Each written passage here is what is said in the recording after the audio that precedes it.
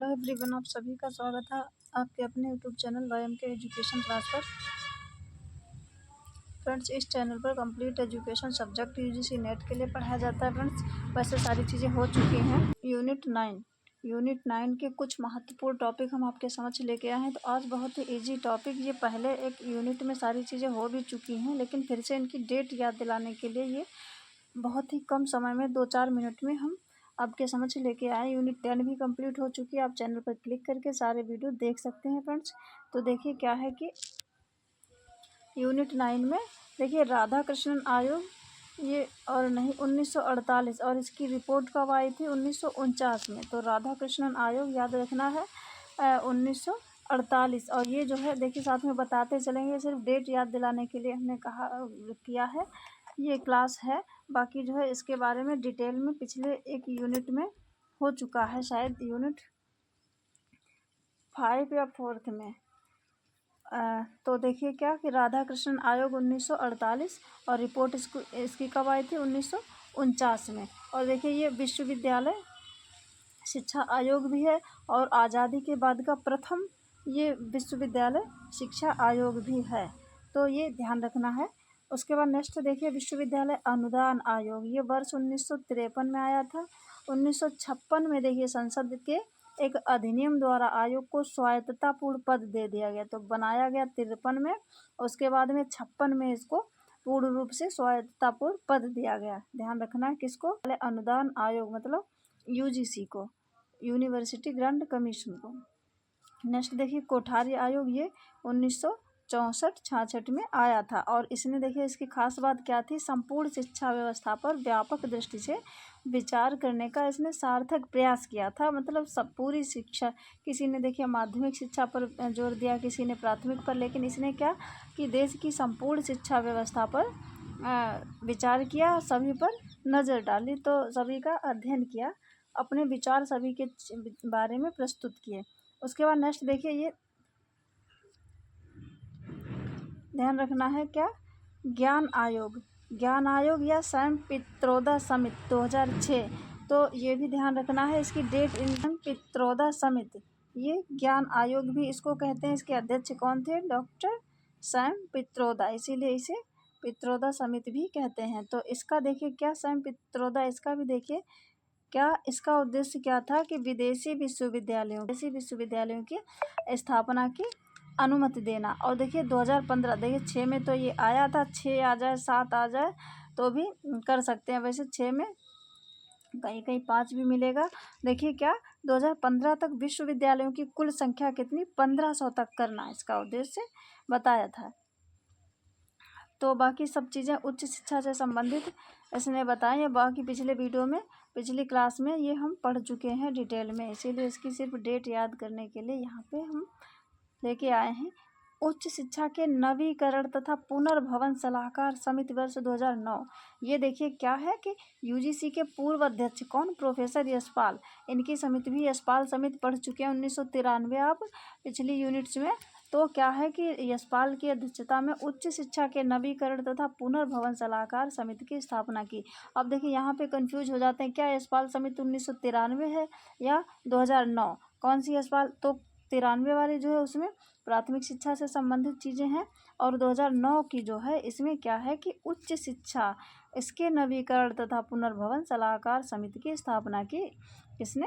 UGC के पूर्व, हाँ, यूजीसी के पूर्व अध्यक्ष थे कौन? प्रोफेसर यशपाल, और उन्हीं की अध्यक्षता में इसका गठन किया गया। उसके बाद नेक्स्ट है केवी पवार समिति। देखिए ये क्या है, इसके बारे में कुछ देखते हैं थोड़ा सा।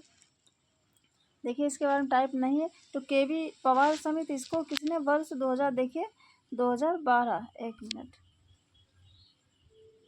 2012,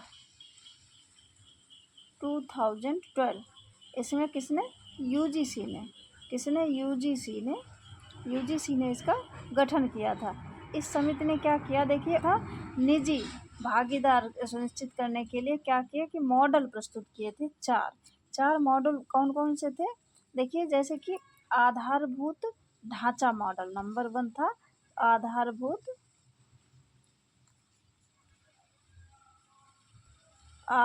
ढांचा मॉडल।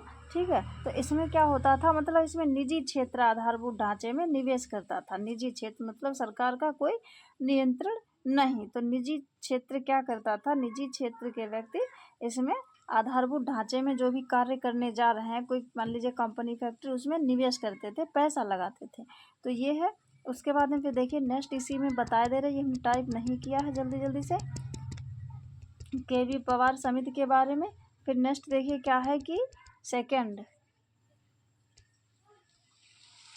देखिए क्या है कि आउटसोर्सिंग मॉडल। आउटसोर्सिंग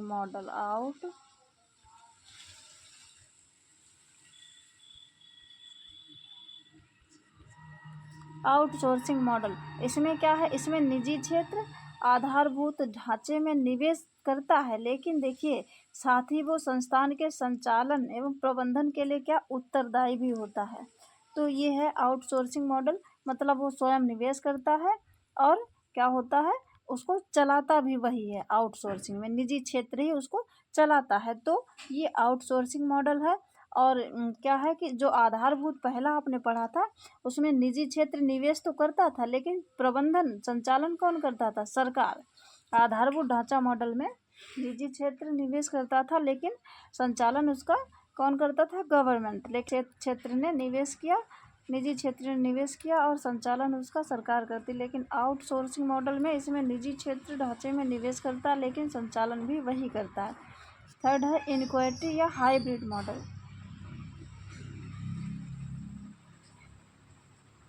इनक्वालिटी या हाइब्रिड मॉडल, इसमें क्या होता है, आधारभूत ढांचे में सरकार एवं निजी क्षेत्र दोनों, सरकार प्लस निजी क्षेत्र। हाइब्रिड इसमें क्या होता है, दोनों निवेश करते हैं। देखिए हाइब्रिड का मतलब ही होता है कोई बीज होता है उसमें, या कोई जानवर होता है, तो उसमें दो तरीके का कोई बीज टाइप के, यही से समझिए। तो उसमें क्या होता है कि हाइब्रिड मॉडल में सरकार और निजी क्षेत्र दोनों निवेश करते हैं। बहुत ज़्यादा डिटेल यहाँ पे पढ़ना नहीं है। उसके बाद में देखिए एक और बचा जो 4 बताए गए हैं केवी पवार समिति में। फोर्थ है क्या, फोर्थ है रिवर्स आउटसोर्सिंग। रिवर्स आउटसोर्सिंग, देखिए आउटसोर्सिंग नहीं लिखा, रिवर्स आउटसोर्सिंग। इसमें क्या होता है कि सरकार आधारभूत ढांचे में निवेश करती है, जबकि संचालन प्रबंधन का कार्य निजी क्षेत्र करता है। तो देखिए सबसे पहले वाला भी आप कंफ्यूज होंगे कि आधारभूत जो ढांचा था, पहला पढ़ा था मॉडल, उसमें क्या होता था कि निजी क्षेत्र निवेश करता था, लेकिन संचालन सरकार करती थी। लेकिन रिवर्स आउटसोर्सिंग मॉडल में क्या होता है कि निवेश पैसा सरकार लगाती है, लेकिन संचालन उसका प्रबंधन कार्य कौन करता है, निजी क्षेत्र करता है, रिवर्स आउटसोर्सिंग में, ध्यान रखना। तो ये क्या है, केवी पवार समिति 2012। और डेट याद रखना है कब, 2012। ये इसीलिए हम डेट की वजह से ये छोटा सा वीडियो लेके आए हैं कि सारे मॉडल्स की आयोगों की डेट याद रहे। तो ये जो है आज हम आज़ादी के बाद के कुछ आयोग हमने पढ़े, तो आयोग समझ में आए होंगे। तो आज के लिए इतना ही, फिर मिलते हैं नेक्स्ट वीडियो में।